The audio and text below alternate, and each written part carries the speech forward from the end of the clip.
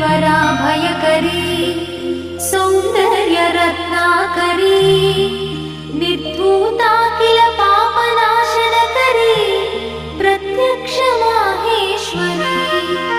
प्राणेयाचलवंशपावनकरी काशीपुराधीश्वरी भिक्षां देहि कृपावलम्बनकरी मातान्नपूर्णेश्वरी माता अन्नपूर्णेश्वरी